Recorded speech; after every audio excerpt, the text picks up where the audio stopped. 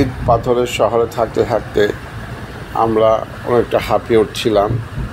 আর এই হাঁপিয়ে ওঠার থেকে নিজেকে একটু মুক্ত আকাশের দিকে নিয়ে যাওয়ার জন্য আমরা সিদ্ধান্ত নিলাম আমরা গ্রামের দিকে যাব।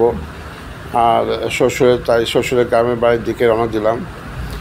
আপনারা রাস্তার দুপাশের অপূর্ব গ্রামের অপূর্ব সৌন্দর্যটা উপভোগ করছেন।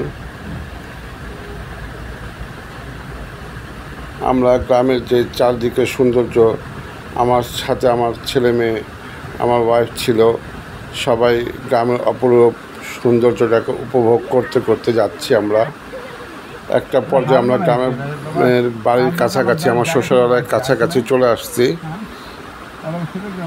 আপনারা জানেন আমার শ্বশুরের বাড়ি মিরপুর আগারগা, কিন্তু এটা হচ্ছে ওনার গ্রামের বাড়ি। আমরা যখনই সুযোগ সুবিধা পাই তখনই এখানে চলে আসি বেড়ানোর জন্য। তো খুব কাছাকাছি আমরা চলে আসছি, কিছুক্ষণের মধ্যে বাড়িতে পৌঁছে যাব।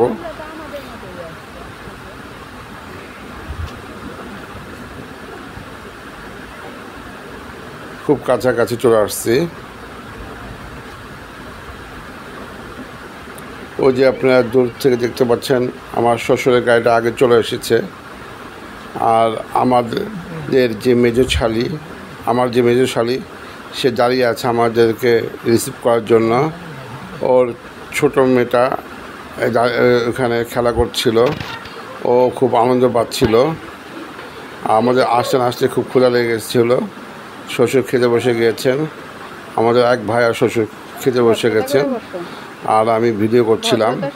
শালি বাড়ির উঠোনে বসেছিল, শালি মেয়েটা বারান্দা উঠোনে খেলা করছিল। তো ওদিকে এক পশলা আমার ওয়াইফের চাচাতো বোন, দুলা ভাই, আমার শাশুড়ি বসে আছে। তো এখানে কালা করে করছিল। তো গ্রামের এই জিনিসটা দেখতে খুব ভালো লাগে।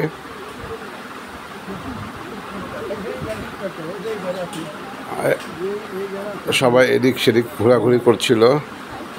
এটা আমার চাচি শাশুড়ি,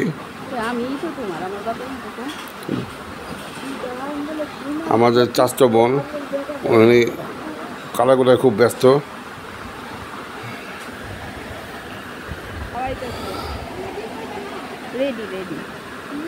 এই যে গ্রামের মাটির চুলা রান্না করা হচ্ছে। তো উনি আমাদের গ্রামের এক দূর সম্পর্ক আত্মীয়, উনি রান্না করছেন।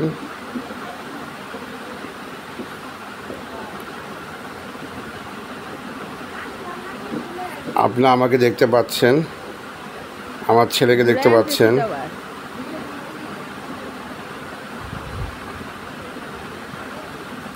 সবাই উনিও খুব মজা করে রান্না করছেন। আমরা অনেক দিন পর গ্রামে গেছি, তো উনি খুব মানে আমাদের রান্না করছেন। আর এদিকে আপনারা দেখতে পাচ্ছেন আকাশ মেঘাচ্ছন্ন ছিল। দুলা ভাই তাকে দেখছে, উনার সঙ্গে কথা হচ্ছিল বৃষ্টি আসবে কি আসবে না। আর ওই সময় আকাশটা মেঘলা ছিল। মানে আসলে আমরা যে ভয়টা পাচ্ছিলাম এই সময় খুব গরম ভয় লাগে কিনা, কিন্তু অত গরম লাগেনি। গ্রামে সবাই মিলে রান্না করার মজাটা আলাদা। এখানে পিঠা বানানোর উৎসব হচ্ছে। ঠিক আছে। আর গ্রামে যাব, চিতই পিঠা খাবো না, এটা কি করে হয়? খুব চিতই পিঠা আনতেছে, গরুর মাংস দিয়ে চিতই পিঠা খাওয়ার মজাই আলাদা।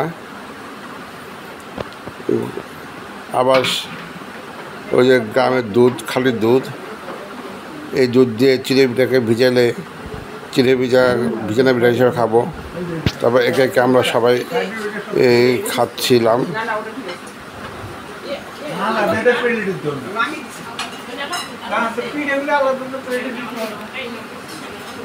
সবাই মানে খুব আনন্দ করছিলাম। চিড়ে পিঠা দিয়ে সবাই খাওয়া খুব ব্যস্ত।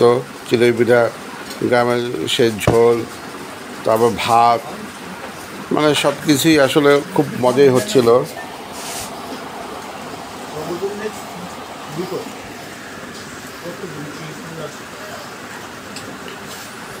আর অবশ্যই আপনারা গ্রামে গেলে কী কী করেন আপনারা কমেন্টস করে আমাদেরকে জানাবেন, এবং আপনাদের কার কোন গ্রাম কোথায় গিয়েছিলেন আমাদের কমেন্টসে জানাবেন, এবং গ্রামের সৌন্দর্য সম্বন্ধে আমাদেরকে কমেন্টসে জানাবেন। তো আজকে এই পর্যন্তই, আমরা আবার ঢাকা দিকে আস্তে আস্তে চলে আসছি। আপনাদের কাছ থেকে বিদায় নিয়ে নিচ্ছি। আসসালামু আলাইকুম ওয়া রাহমাতুল্লাহি ওয়া বারাকাতুহু।